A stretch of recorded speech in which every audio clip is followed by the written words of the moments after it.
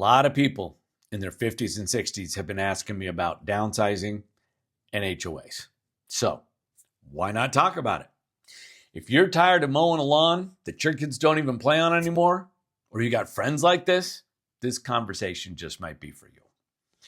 A lot of empty nesters in the greater Denver area, they reach a point where they look around and they think, why am I still taking care of all this space when it's just my spouse and me? And that's when the topic of HOA living starts to come up. But before you assume it's either the best decision ever or a total nightmare, let's talk about what HOA living actually looks like. The pros, the cons, and what you really need to know before you make that move. So what is HOA living, really? HOA living isn't always about smaller space. It is, however, about structured living. An HOA, or homeowners association, is simply a group that manages and maintains the shared parts of a neighborhood. Those areas could include landscaping of common areas, snow removal, exterior maintenance of the house, roof repairs, and shared amenities. Yes, you pay a monthly expense, and in return, you don't deal with a lot of the physical upkeep. But here's the real question. Are you ready to trade full control for convenience? So why empty nesters are attracted to HOA living? It's a really good question.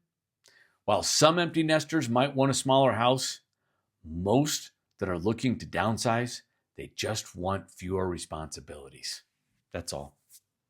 After decades of maintaining a large home and a large yard, we can start to look repetitive. Lawn work, repairs, snow removal, gutter cleaning, and your kids aren't at home to help. Adds up. HOAs, however, oftentimes they offer lock and leave living, exterior maintenance that's handled for you, snow removal, community trails, gathering spaces. And for many people, this isn't just about downsizing. It's actually about upgrading how they spend their time. Let's talk about the truth of HOA fees. The monthly HOA fee isn't the real question. What it replaces is. HOA fees vary. Some are a few $100s, some are more. But here's what most people forget. Roof replacements, exterior painting, landscaping, they don't disappear when you own a single family home. You just pay them differently. In an HOA, those costs are structured and they're predictable. So the question really becomes, do you prefer surprise expenses or consistency? We've got a few more important topics to cover, but before that, if you're finding this content helpful, we would be so grateful if you would smash that like button, hit subscribe, and leave a comment about your thoughts on this content. So let's talk about the restrictions that no one talks about. The biggest surprise about HOA living is not the monthly expense. It's the rules and guidelines. HOAs come with guidelines, and they might include things like paint color approvals, pet policies, rental restrictions, exterior renovation limits. And most of these rules, they exist to protect property values. They're not there to be mean. But if you love total freedom to customize everything, you need to know what you're signing up for before you buy.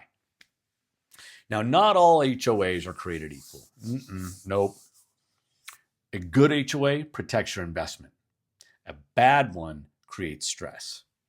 Now, some HOA communities are extremely well managed.